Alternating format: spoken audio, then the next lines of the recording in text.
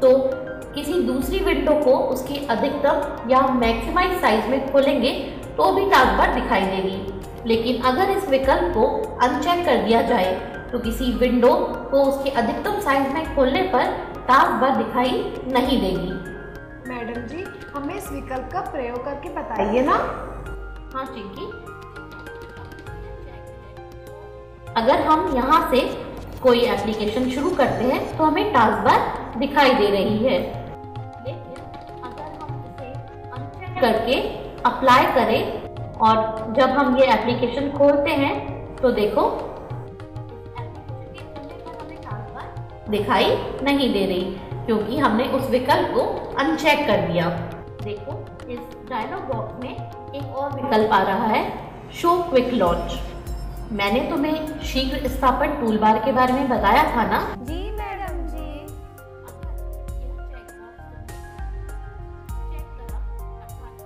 अगर चेक है तो तुम्हें शीघ्र स्थापन टूलबार दिखाई देगी, और अगर तुमने इसे अनचेक कर दिया तो तुम्हें शीघ्र स्थापन टूलबार नहीं दिखेगी। लेकिन बच्चों, एक बात ध्यान रखना कि जब भी तुम कुछ अनचेक या चेक करते हो तो उस सेटिंग को अप्लाई करने के लिए हमेशा अप्लाई बटन पर क्लिक करना। देखो बच्चों, जैसा कि तुम्हें पता है कि टास्क बार पर समय भी प्रदर्शित होता है। इस टास्क बार प्रॉपर्टीज के डायलॉग बॉक्स में हमारे पास एक विकल्प है, शो द क्लॉक। अगर इसको चेक करते हैं तो समय प्रदर्शित होता है, और अगर इसे हम अनचेक कर देते हैं तो समय प्रदर्शित नहीं होगा। आया समझ? जी मैडम जी। चलो बच्चों, आज की हमारी कक्षा यहीं तक रखते हैं और अगली कक्षा में तुम्हें बहुत ही मजेदार चीजें सिखाऊंगी। अरे वाह मैडम जी, आप हमें क्या मजेदार चीजें सिखाएंगी? यहाँ पर तुम्हें शाहरुख खान की फोटो लगा के दिखाऊंगी। अरे वाह, शाहरुख खान? नहीं मैडम जी, हमें तो रणबीर कपूर की फोटो लगा के दिखाइए ना। अरे बच्चों, दोनों की फोटो लगा के दिखाऊंगी, ठीक है? जी मैडम जी। तो दोस्तों, आज की कक्षा यही खत्म होती है। आज हमने डेस्कटॉप के आइकन्स, टास्क बार और स्टार्ट मेन्यू का उपयोग करना सीखा। फोटो देखनी है तो अगली कक्षा पे समय पे आइएगा। तो दोस्तों, आज के लिए बस इतना ही। नमस्कार।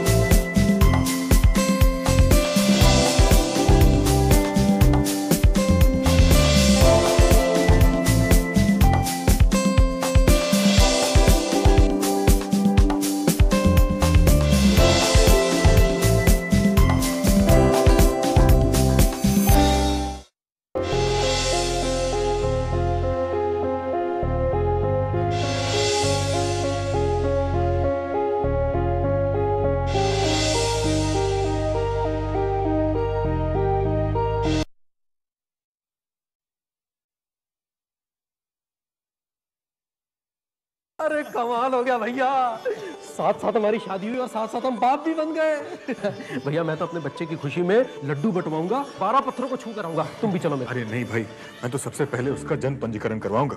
यही उसका सबसे पहला परिचय होगा। भाई, पंजीयन अधिकारी द्वारा जन्म और जन्म स्थान 21 दिन के अंदर अंदर जन भाई खाते में दर्ज करवानी चाहिए, जिसका प्रमाण पत्र भी बिल्कुल मुफ्त मिलता है। भैया, मैं तो चला। जन्म बही खाते में बच्चे का नाम, जन्मदिन एवं जन्म स्थान सुनिश्चित करें।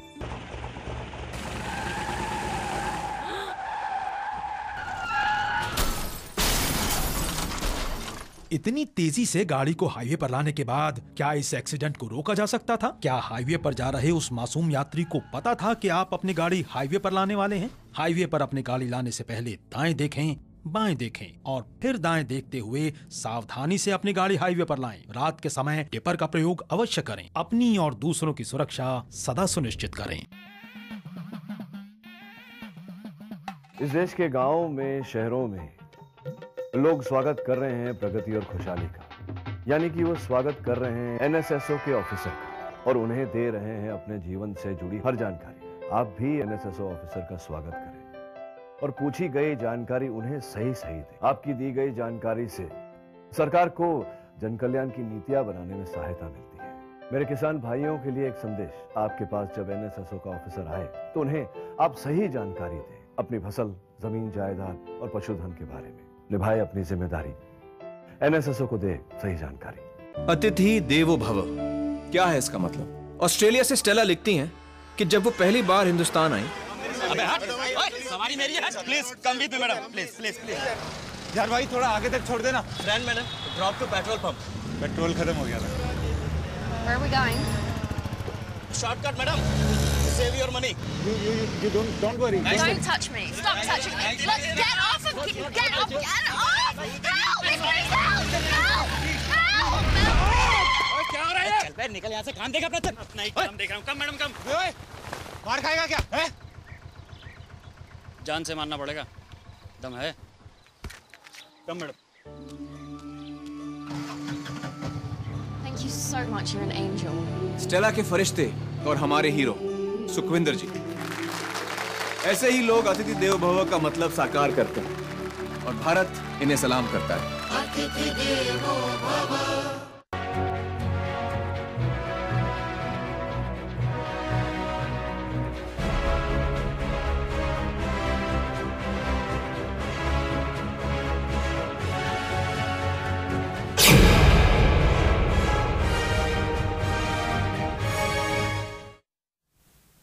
बिहार लगातार चर्चा में। सूबे के मुखिया नीतीश कुमार विकास का दावा कर पूरे देश में चर्चा में और विकास के मॉडल पर लड़ाई भी लड़ रहे हैं। वहीं सुशासन बाबू के मंत्रिमंडल में शामिल उनके मंत्री कभी देश के लिए लड़ रहे हैं तो कभी वीर बाकुरों के लिए बयान देकर अपनी सफाई से लड़ाई लड़ते हुए या फिर किसी महिला को धमकी देते हुए नजर आते हैं। सुशासन बाबू के मंत्रिमंडल कुनबे की अगर बात करें तो इस कुनबे में कई ऐसे नवरत्न हैं जिनके किस्सों का फंसाना अब नीतीश के लिए भारी पड़ रहा है। और इसी पर आधारित है आज का हमारा कार्यक्रम सुशासन के मंत्री, और आपके साथ मैं हूं दुर्गेश भटनागर।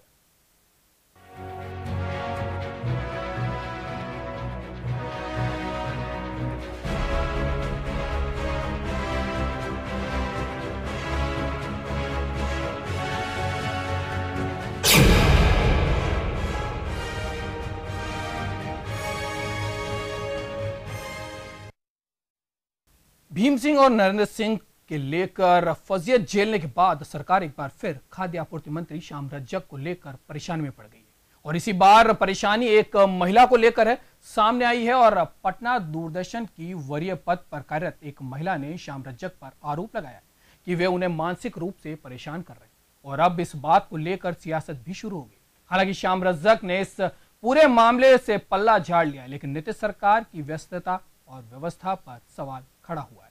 हालांकि श्याम रजक का विवादों से पुराना नाता है। पेश एक हमारी खास रिपोर्ट।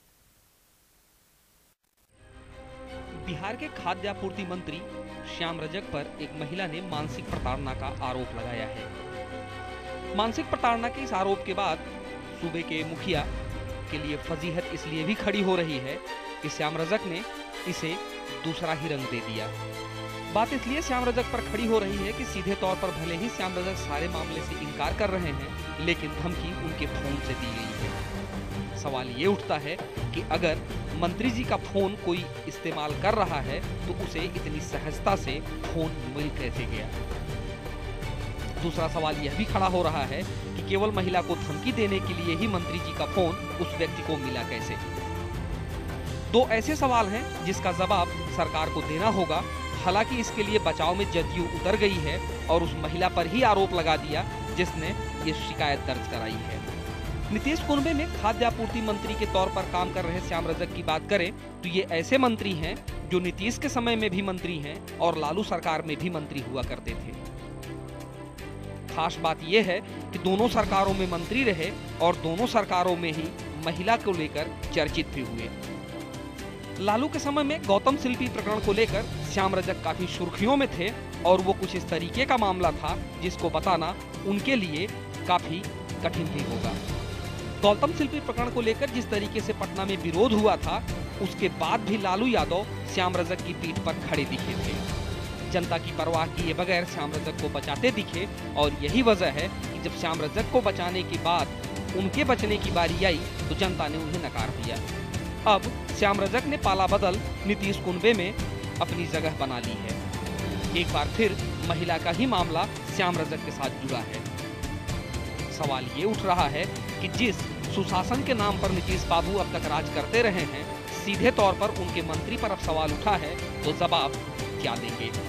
हालांकि श्याम रजक को लेकर अभी भी सरकार के तरफ से कोई आधिकारिक प्रक्रिया नहीं आई है, लेकिन नीतीश के सबसे बड़े शब्द पर अब सवाल उठ रहा है। ब्यूरो रिपोर्ट, जन टीवी। तो यह है श्याम रजक। चलिए पूरा मामला समझ लेते हैं।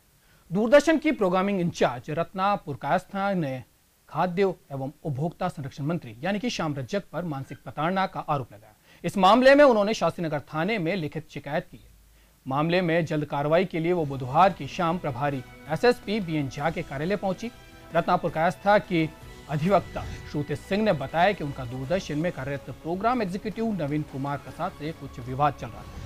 इस विवाद को सुलझाने के लिए मंत्री श्याम रजक ने 22 नवंबर को अपने निजी मोबाइल से फोन किया। फोन पर उन्होंने अभद्र भाषा का प्रयोग किया। श्रुति सिंह ने बताया कि फोन पर इतनी अभद्र भाषा का प्रयोग किया गया कि रत्ना को फोन काटना पड़ा। प्रभारी एसएसपी बीएन झा ने बताया कि उन्हें शिकायत मिली है।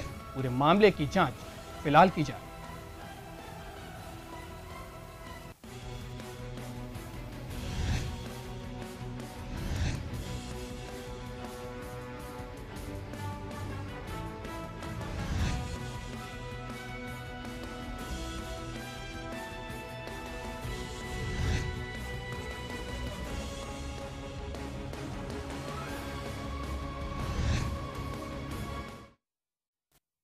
ऐसा नहीं है कि श्याम रजक ही पहले ऐसे मंत्री हैं।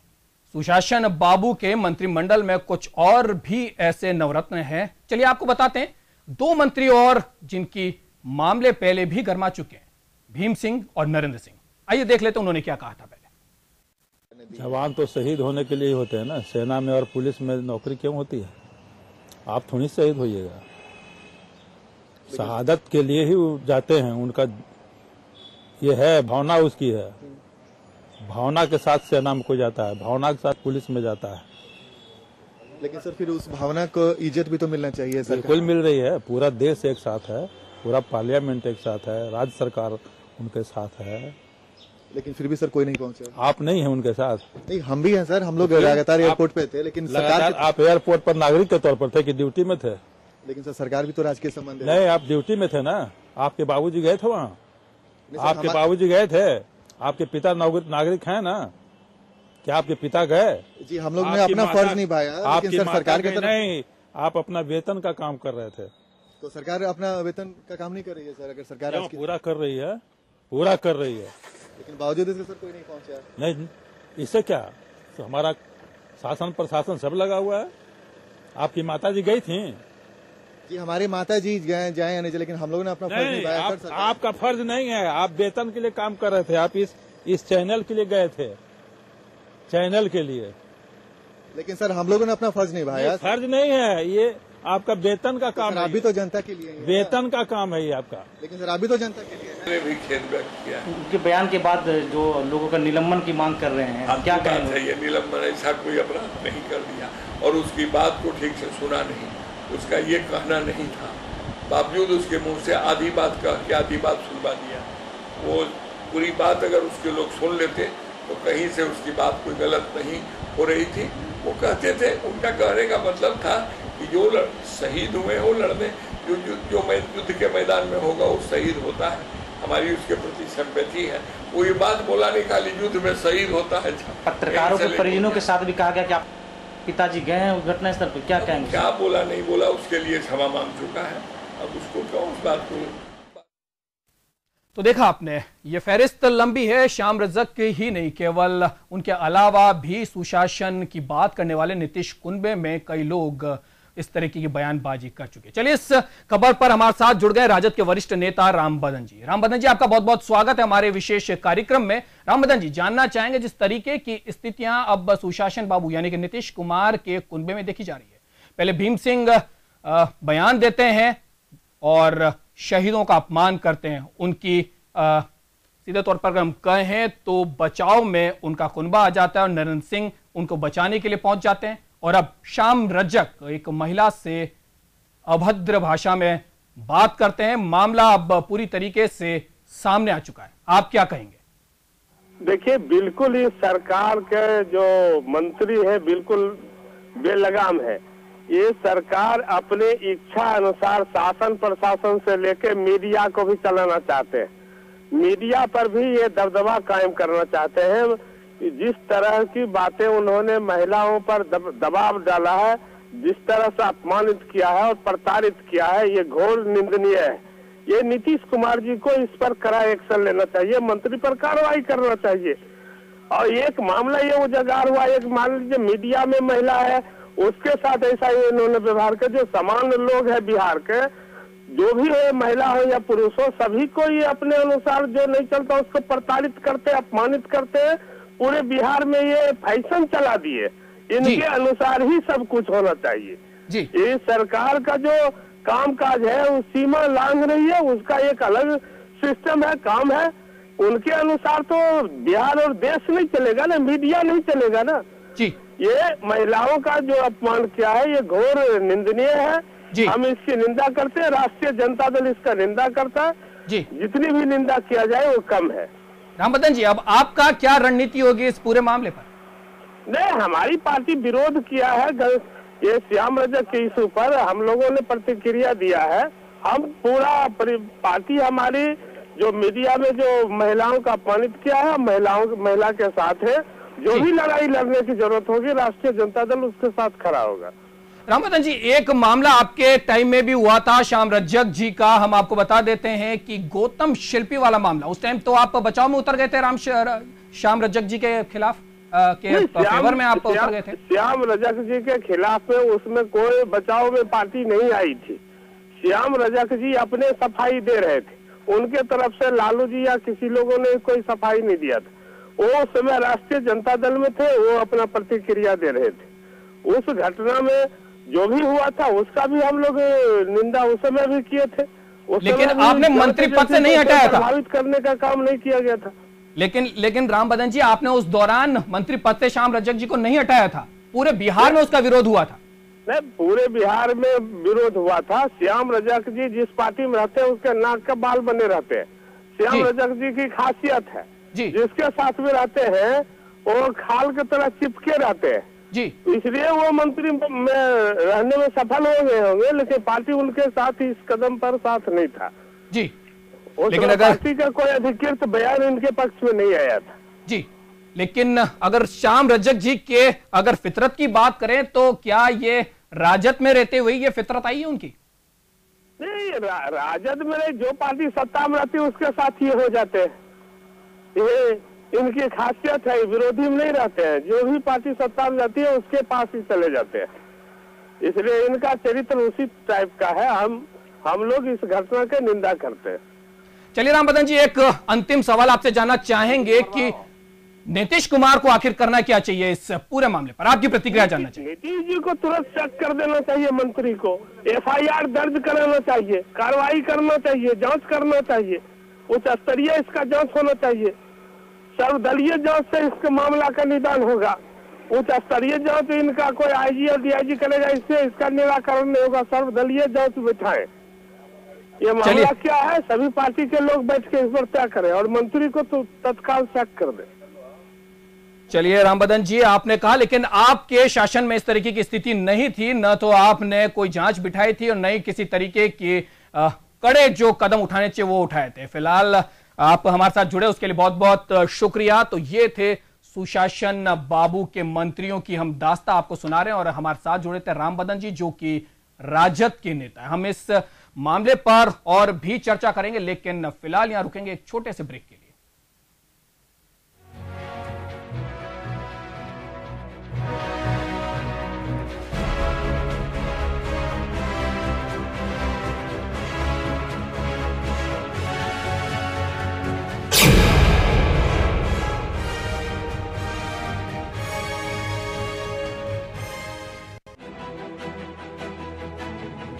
राजस्थान में किसकी बनेगी सरकार, किसकी होगी जीत, किसकी होगी हार, प्रदेश की हर विधानसभा सीट का परिणाम हमारे रिपोर्टर्स की टीम हर पल हर लम्हा सबसे पहले सबसे तेज आपको करेगी अपडेट। 8 दिसंबर को सुबह 8 बजे से लगातार। आपका फैसला सिर्फ जन टीवी पर। एग्जाम्स आने को है, बोर्ड एग्जाम। कंपटीशन की इस दौड़ में हर छात्र चाहता है अच्छे मार्क्स। प्रेशर है स्टडी, मार्क्स और करियर का। बढ़ रहा है स्ट्रेस। स्ट्रेस को कम कीजिए हमारे साथ। जानिए एक्सपर्ट्स के व्यूज। कम स्ट्रेस के साथ ज्यादा मार्क्स लाने के उपाय। देखिए आपका स्कूल एड बोर्ड एग्जाम।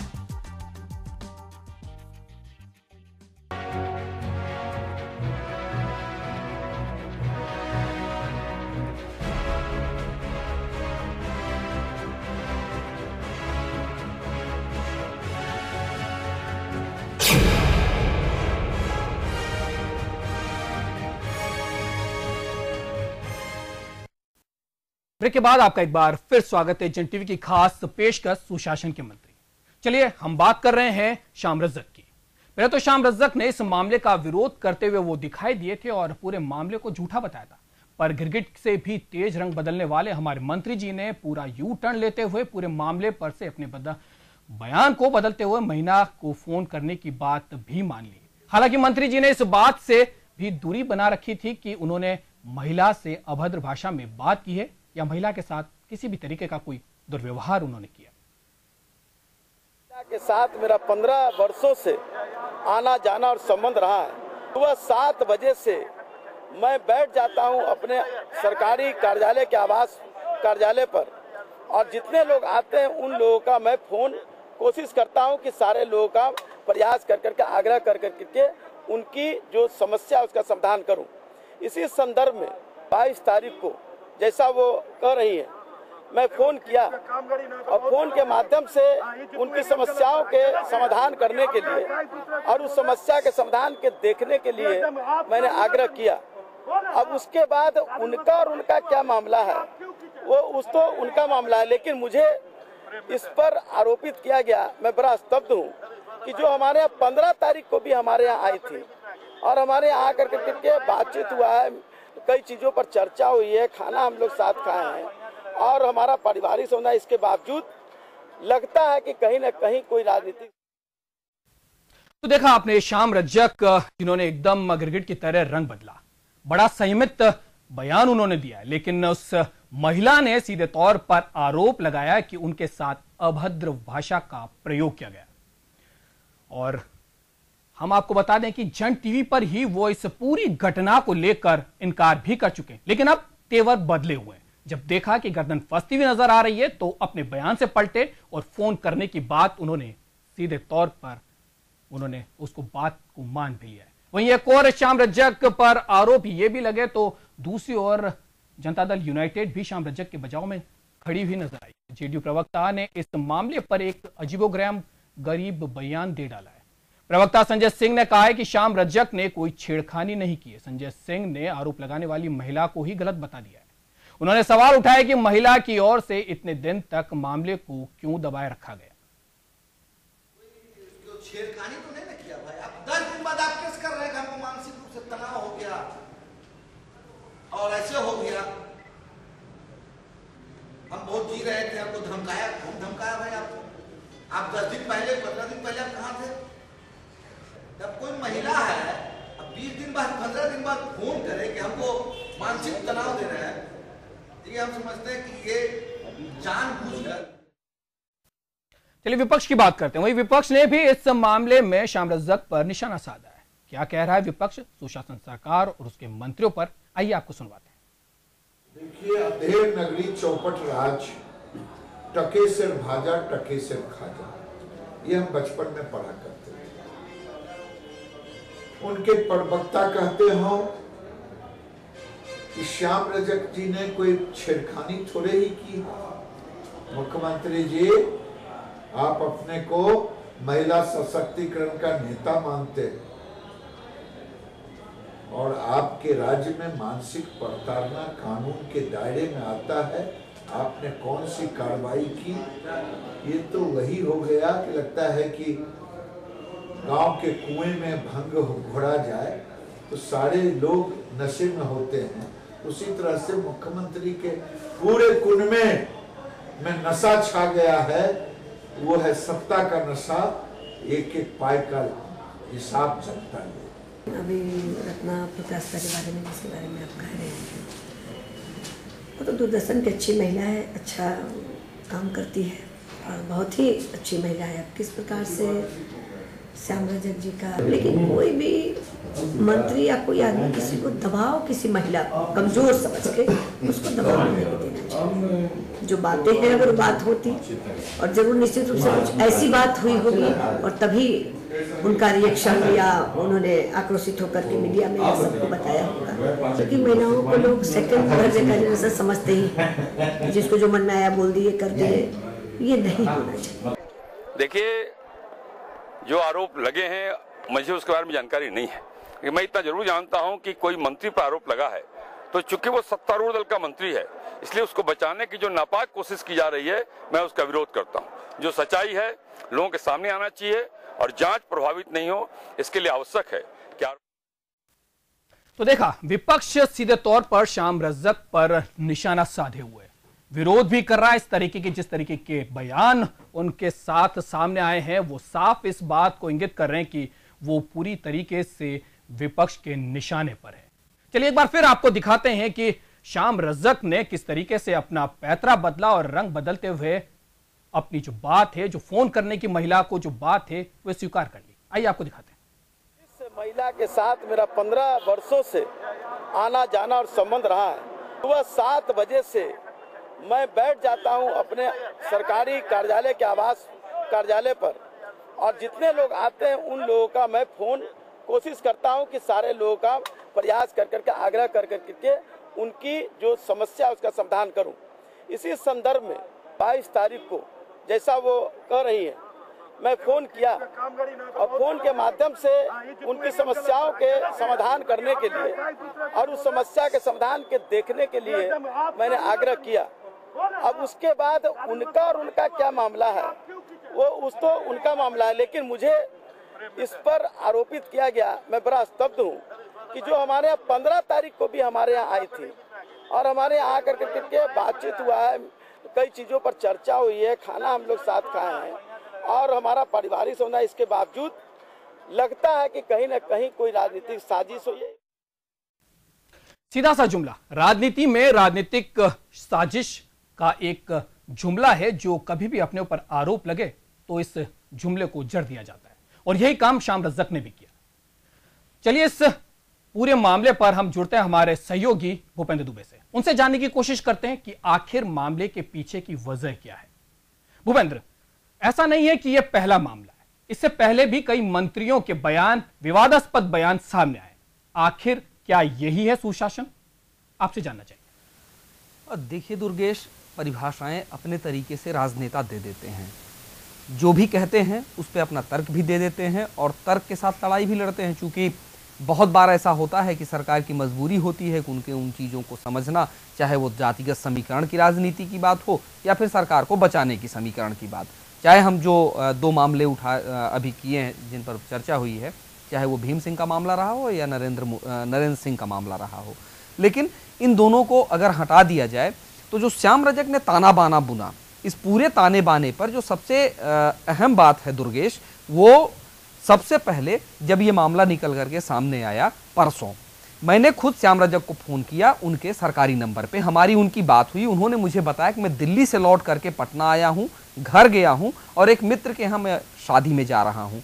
मैंने उनसे पूछा कि आपके मामले में कुछ इस तरीके के FIR दर्ज हुए हैं या कोई शिकायत की गई है, कोई जानकारी है आपको? बोले नहीं, मुझे किसी ने बताया है कि इस तरीके किसी महिला ने शिकायत की है। हम क्या उसके बारे में क्या कुछ कहेंगे आप? बोले कुछ नहीं कहना है, वो मैं नहीं जानता वो महिला कौन है और क्यों शिकायत की है। पहला, खुद मुझसे बात हुई है, मेरे फ़ोन नंबर से उनसे बात हुई है। आज वो कह रहे हैं कि उन पिछले 15 सालों से उस महिला के साथ उनके पारिवारिक ताल्लुकात हैं, वो महिला उनके घर आती हैं, घर जाती हैं।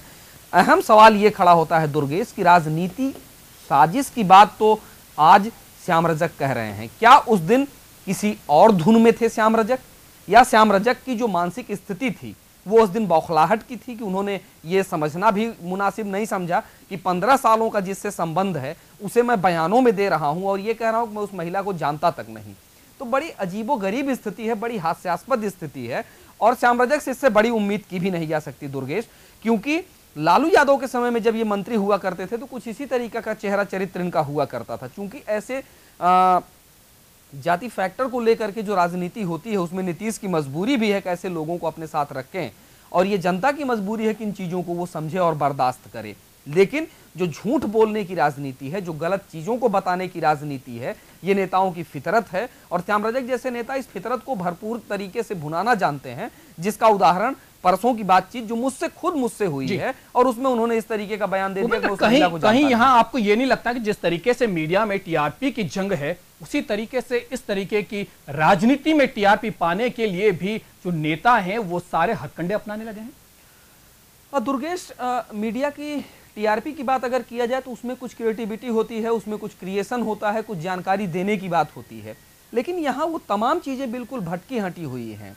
तो इस पे ये कहना कि ये मीडिया की टीआरपी के तहत है, ये थोड़ा सा अलग होगा, क्योंकि नेताओं के लिए कहीं ना कहीं इस चीज को एक सत्यापित करने का मामला तो आता ही है कि राजनीति में बने रहने के लिए, राजनीति में बने रहने के लिए दुर्गेश इस बात से इनकार नहीं कर सकता, किसी भी तरीके से मंत्री पद बना रहे, किसी तरीके से अपनी बात कायम रहे और हम बने रहें, वो बिल्कुल आपका कहना सही है।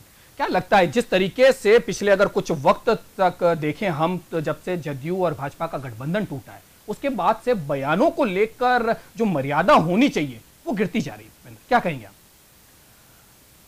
निश्चित तौर पर दुर्गेश, नीतीश जैसे मुख्यमंत्री के लिए जो पिछले 7 सालों में बहुत जगहों पर पुरस्कृत हुए हैं, मंच पर लाए गए हैं, उनके विकास को मॉडल बनाया गया है और उनकी सरकार के क्रियाकलाप को और जिस तरीके का बिहार उन्हें मिला था और जिस तरीके के बिहार को उन्होंने सामने ला के रखा है, निश्चित तौर पर नीतीश कुमार काबिले तारीफ हैं और इस चीज की हर जगह चर्चा भी हो रही है। लेकिन चलिए, अब नीतीश अच्छा काम किया भूपेंद्र, वो उनके लग रहा है जी, उनका अच्छा काम तो सबने देखा, लेकिन इस तरीके के जो मामले हैं, चाहे महिलाओं से अभद्र भाषा के तौर पर फोन करने के हों या शहीदों के अपमान के मामले हो, ये उन पे जरूर भारी पड़ेंगे। श्याम रजक पर लगे आरोप सच है या झूठ, ये तो बात वक्त और कानून पर तय करने की है, पर सुशासन के सरकार के मंत्रियों का बड़बोलापन जग जाहिर है, चाहे वो किसी को राक्षस बोलने का मामला हो या फिर शहीदों का अपमान हो।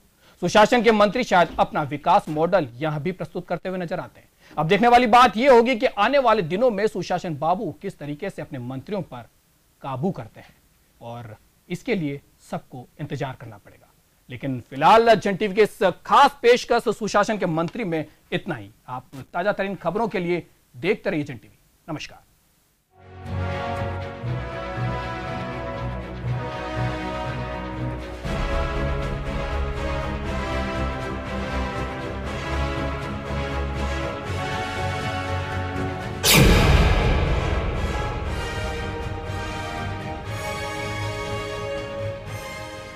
राजनीति का तूफान हो या सत्ता के लिए बिछाई बिसात, सिनेमा की चकाचौंध हो या अपराध से अपराधियों तक की पकड़, सड़क से संसद तक मचा हो कोहराम,